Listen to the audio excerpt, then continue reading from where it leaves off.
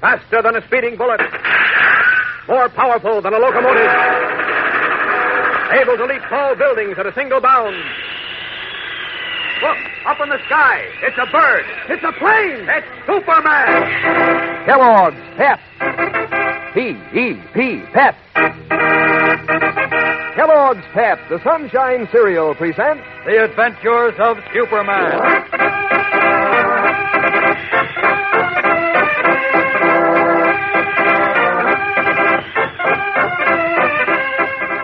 Today, while the Man of Steel proceeds toward proving Sam Robbins' innocence, crooked political boss Big George Latimer learns, to his unhappy amazement, that Joe Martin may recover.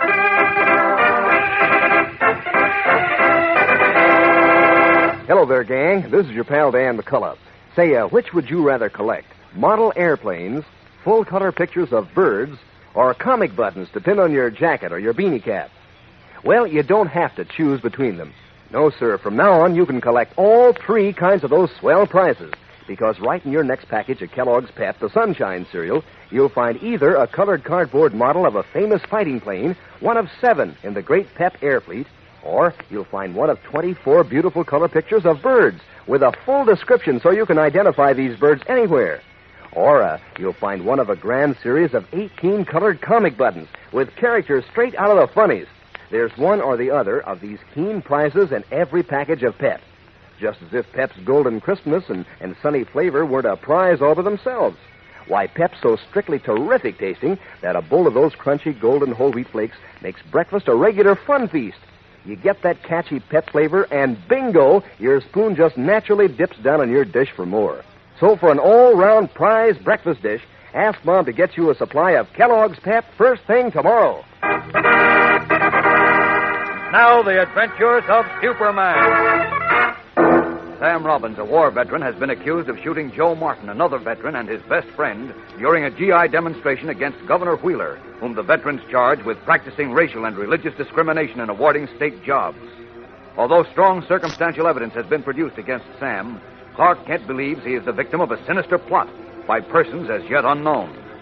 Big George Latimer, the state political boss, who had first directed suspicion against Sam, became concerned when he learned that Joe Martin might recover and deny that Sam Robbins had shot him.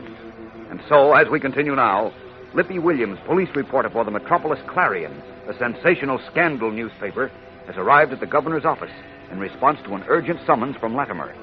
As Governor Wheeler fidgets nervously in his chair, Big George Latimer addresses Williams. Listen. I'll get this, Lippy. Here's the line I want you to take in the Clarion. Play it for all it's worth.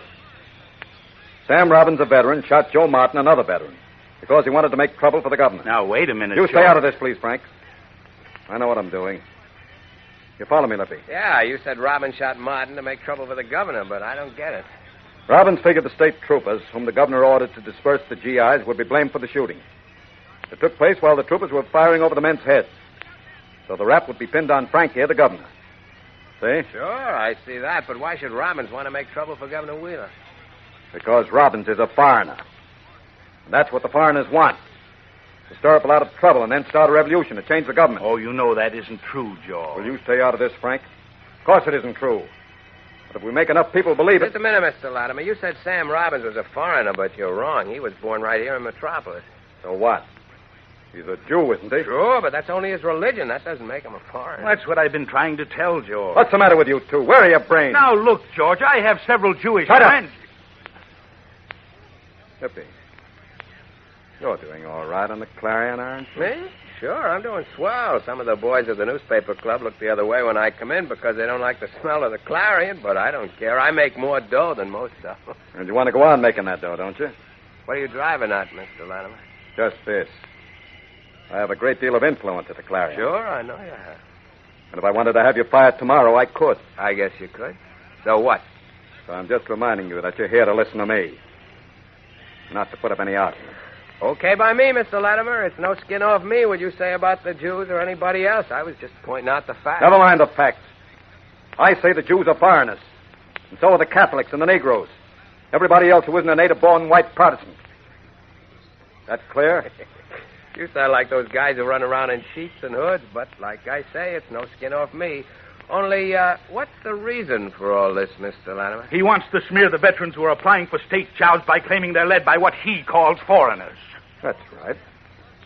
By fellows like Sam Robbins, who shoot their best friend to get what they want. Oh, so that's the gimmick. You want to get these job-hunting veterans off your neck so you can go on passing out all the soft jobs to your boys. That's none of your business, Lippy. Oh, that's why That's enough. Hmm?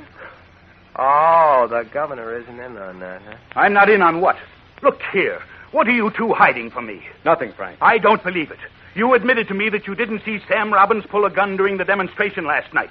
But you told the police he did. And now Robbins is in jail. If Martin dies, Robbins will be tried for murder. That's just the trouble. Martin may pull through. Say Robbins didn't shoot him. That's why I want the Clarion to go to town on this story. I want Robbins so dirtied up and all the other foreigners with him that even if Joe Martin does recover and says Robbins didn't shoot him, nobody will believe him. Now, wait. I get it. You want Robbins tried on the front page of the Clarion and condemned before Joe Martin can get into the witness box and clear him. Now you're using your head. I refuse to be a party to a rotten deal like that. You listen to me, George Latimer. You may have been instrumental in having me elected governor. May have been. All right, your political machine did elect I me. elected you. And I can break you. Don't forget that. What do you mean? Just try stepping on my toes, and you'll find out what I mean. Okay, Lippy. Get going. I want a story on the first page of the Clarion that'll set this state on its ears. I'll give it to you if it's okay with my boss. Don't worry about your boss. He'll do what I say. I'm on my way. So long, fellas.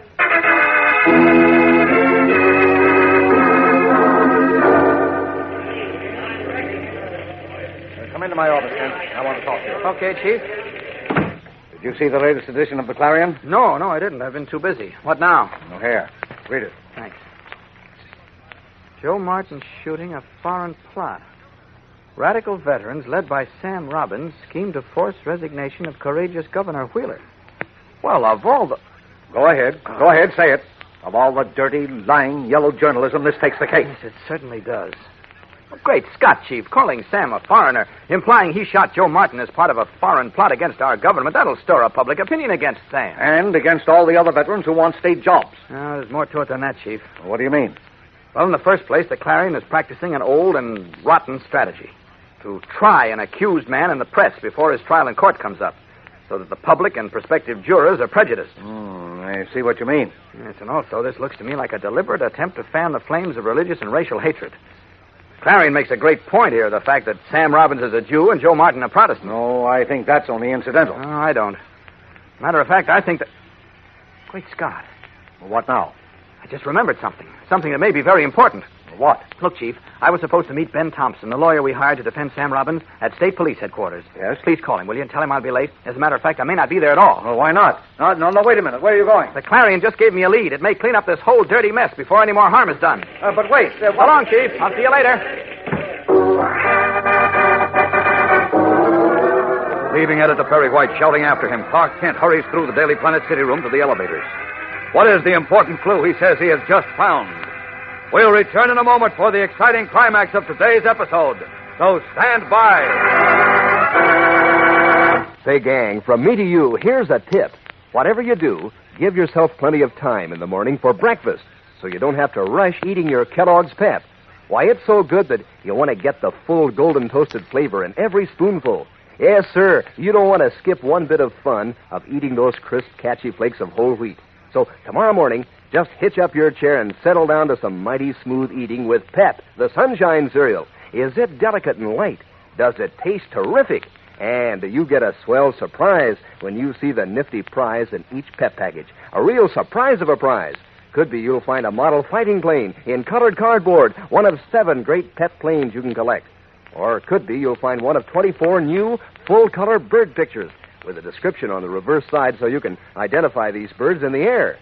Or it could be your next Pep prize will be one of 18 bright-colored comic buttons sporting a famous comic strip character like Orphan Annie or Moon Mullins or Superman himself. So start collecting all 3 kinds of those keen Pep prizes. Ask Mom to get you a supply of Kellogg's Pep from the grocer tomorrow.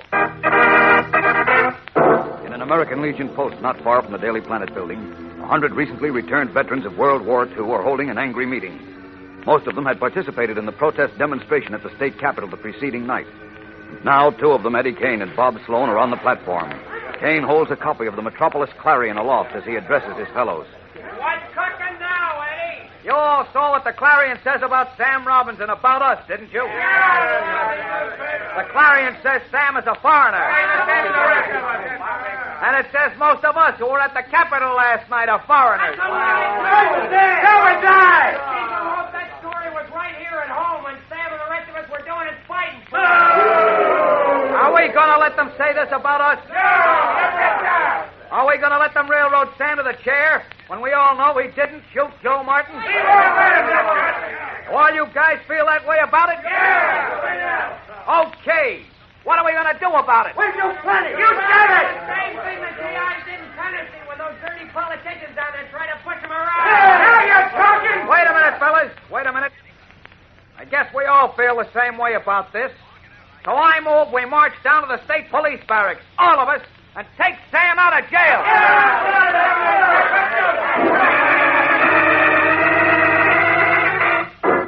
Leaping from their chairs, the veterans fall into columns of four, march out of the Legion post behind Eddie Kane and Bob Sloan, and head for the barracks of the state police. Marching proudly, fully 100 grim-faced veterans march on toward the jail. And as they march, a flash of what is afoot comes over the teletype in the state capitol building and is immediately rushed to the office of Governor Wheeler, who reads it and pales. Quickly, he reaches for his telephone, dials the private number of Big George Latimer. George, the veterans are marching on the state police barracks. What? Yes, I got the flash on the teletype from headquarters. They must be going to release Sam Robbins. What'll I do, George? What'll I do? Why, nothing, of course. Nothing. What do you mean? There'll be a riot. Men will be killed. Sure they will. That's fine. Fine. George, are you crazy? Not at all. This is going to work out even better than I expected. What? That Clarion story must have done the trick. But George. Listen, Frank. Use your head. The veterans are taking the law into their own hands. That proves what we said in the Clarion. That they're hotheads. Led by foreigners who want to make trouble. Oh, you mean... I mean that after tonight we'll never have to worry about these veteran punks again. Or about Sam Robbins either. This is wonderful, Frank. Wonderful. Chuckling, Big George Latimer, state political boss and man of hate, assures Governor Wheeler that the veterans who want only justice are cooking their own goose. And cooking it better than Latimer could ever cook it for them. What will happen at the state police barracks while Clark Kent, unaware of this latest and dangerous development, pursues a newly found clue which he hopes will clear Sam Robbins? Tomorrow's episode is swift and exciting, so don't miss it. Tune in, same time, same station. And remember, for breakfast, it's Kellogg's Pep. For excitement, the adventures of Superman.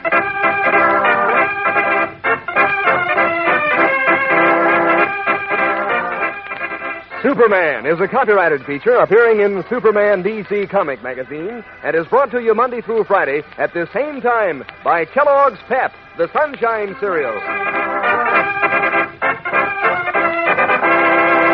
Say, gang, I know you know loads of famous names, so you're sure to know Kellogg, the greatest name in cereals. But do you know that swell breakfast treat, Kellogg Shredded Wheat? It's delicious. You see, Kellogg picks out finest whole wheat, toasts it to natural nut sweet goodness. Kellogg packs 15 tender plump biscuits in every package. And Kellogg sees to it that you get the grand nutrition of whole wheat in biscuits made to fit the bowl. Ask Mom to get you some Kellogg Shredded Wheat. And be sure to be with us tomorrow for the thrilling adventures of Superman.